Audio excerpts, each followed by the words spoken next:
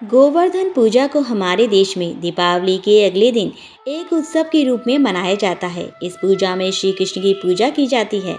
आपको बता दें कि इस दिन गोवर्धन पर्वत की परिक्रमा करने से विशेष फल की प्राप्ति होती है। कई लोग गाय के गोबर से घर पर ही गोवर्धन पर्वत बनाते हैं और उसकी पूजा करते हैं। इस पूजा को विधि विधान के साथ किया जाता है। आपको बता दें कि इस दिन कई लोग गाय की भी पूजा करते हैं। इस पूजा में गाय की पूजा करने का विशेष महत्व माना गया है। आपको बता दें कि गोवर्धन पूजा मनाने के पीछे एक पौराणिक कथा है जो बहुत प्रसिद्ध है। गोवर्धन पूजा की पौराणिक कथा के अनुसार द्वापर युग में एक बार देवराज इंद्र को अपने ऊपर अभिमान हो गया था। इंद्र का अभिमान चूर करने के लिए भगवान श्री कृष्ण ने एक अद्भुत लीला रची। श्री कृष्ण ने देखा कि एक दिन सभी ब्रजवासी उत्तम पकवान बना रहे थे और किसी पूजा की तैयारी में व्यस्त थे। इसे देखते हुए कृष्ण जी ने माता यशोदा से पूछा कि यह किस बात की तैयारी हो रही है। कृष्ण की बातें सुनकर यशोदा माता ने बताया कि इंद्रदेव की सभी ग्रामवासी पूजा करते हैं जिससे गांव में ठीक से वर्षा होती रहे और कभी भी फसल खराब ना हो और अन्न धन बना रहे।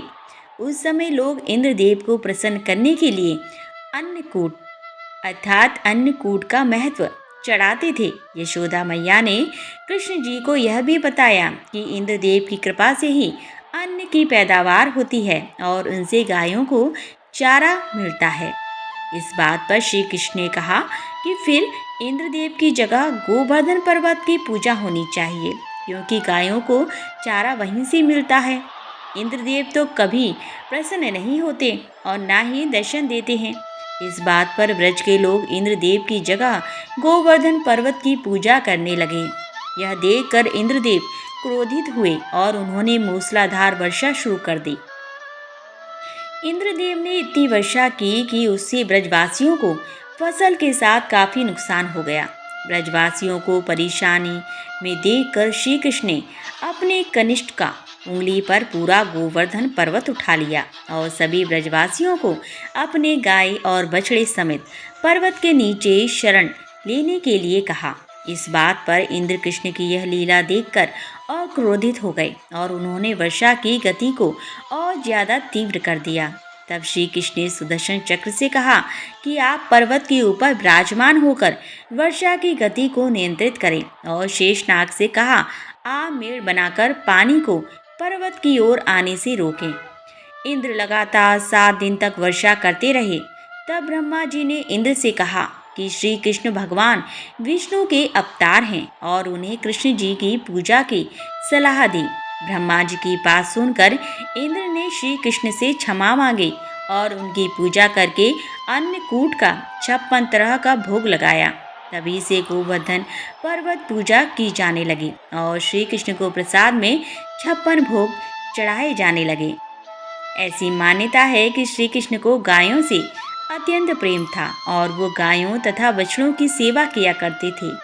यह भी माना जाता है कि गाय का गोबर अत्यंत पवित्र होता है, इसीलिए इसी से गोवर्धन पर्वत बनाना और इसका पूजन करना फलदायी माना जाता है।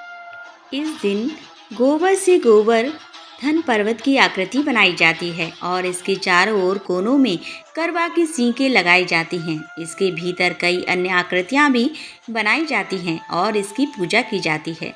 ऐसा माना जाता है कि इस दिन जो भी गोवर्धन की इस कथा का पाठ करता है और श्रद्धापूर्वक गाय के गोबर से बने पर्वत की पूजा करता है, उसकी सभी मनोकामनाओं की पूर्ति होती है। गोवर्धन पूजा को हमारे देश में दिवाली के अगले दिन एक उत्सव के रूप में मनाया जाता है। इस पूजा में श्री कृष्ण की पूजा की जाती है। आपको बता दें कि इस दिन गोवर्धन पर्वत की परिक्रमा करने से विशेष फल मिलता है। कई लोग गाय के गोबर से घर पर ही गोवर्धन पर्वत बनाते हैं और उसकी पूजा करते हैं। आपको बता दें कि गोवर्धन पूजा में गाय की पूजा करने का विशेष महत्व होता है।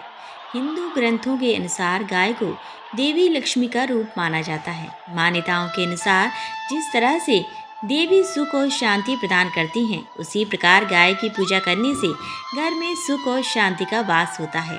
आपको बता दें कि कई लोक कथाओं के अनुसार गाय का दूध सबसे नदियों के जल जितना ही पवित्र होता है और गाय में सभी देवी देवताओं का वास होता है।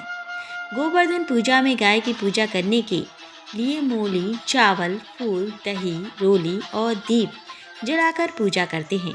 गाय को भोग लगाने के लिए चरना अमृत और कई सारे पकवान भी बनाए जाते हैं। ऐसा भी माना जाता है कि गाय अपने दूध से स्वस्थ रूपी धन प्रदान करती है। इन सभी कारणों की वजह से गोवर्धन पूजा में गाय पूजा का बहुत अधिक महत्व होता है। कार्तिक माह में शुक्ल पक्ष की प्रतिपदा तिथि पर गोवर्धन पूजा का पर्व मनाया जाता है। यह पर्व दीपावली के अगले दिन आता है। गोवर्धन पूजा को अन्नकूट के नाम से भी जाना जाता है। इस दिन गोवर्धन पर्वत भगवान श्री कृष्ण और गौ माता की पूजा की जाती है। इस दिन लोग घर के आंगन में या घर के बाहर गाय के गोबर से गोवर्धन पर्वत की आकृति बनाते हैं और पूजा करते हैं। साथ ही इस दिन भगवान श्री कृष्ण को विभिन्न प्रकार के व्यंजनों का भोग लगाया जाता है। ऐसे में चलिए जानते हैं गोवर्धन की पूजा तिथि, शुभ मुहूर्त और महत्व। इस साल कार्तिक माह के शुक्ल पक्ष की प्रतिपदा तिथि की शुरुआत 13 नवंबर दिन सोमवार को दोपहर 2:56 से शुरू हो रही है। इस तिथि का समापन अगले दिन 14 नवंबर दिन मंगलवार को दोपहर 2:36 पर होगा। उदया तिथि को देखते हुए गोवर्धन पूजा 14 नवंबर को अर्थात मंगलवार को मनाई जाएगी। 14 नवंबर 2023 दिन मंगलवार को गोवर्धन पूजा के लिए शुभ मुहूर्त सुबह 6:43 से लेकर सुबह 8:52 तक है। इस बार गोवर्धन पूजा के दिन शुभ योग बन रहे हैं। गोवर्धन पूजा पर शोभन योग प्रातः काल से लेकर दोपहर 1:57 तक है। उसके बाद से अतिकंड योग शुरू हो जाएगा। अतिकंड योग शुभ नहीं होता है, हालांकि शोभन योग को एक शुभ योग माना जाता है। इसके अलावा गोवर्धन पूजा के दिन सुबह से ही अनुराधा नक्षत्र होगा।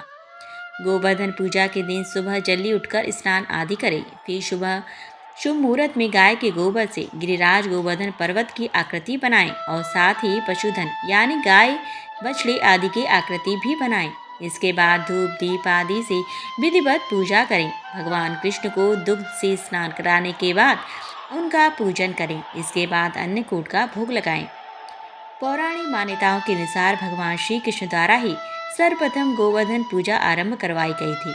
श्री कृष्ण ने गोवर्धन पर्वत तो अपने उंगली पर उठाकर इंद्रदेव के क्रोध से ब्रजवासियों और पशु पक्षियों की रक्षा की। यही कारण है कि गोवर्धन पूजा में गिरिराज के साथ कृष्ण जी के पूजन का भी विधान है। इस दिन अन्नकूट का विशेष महत्व माना जाता है।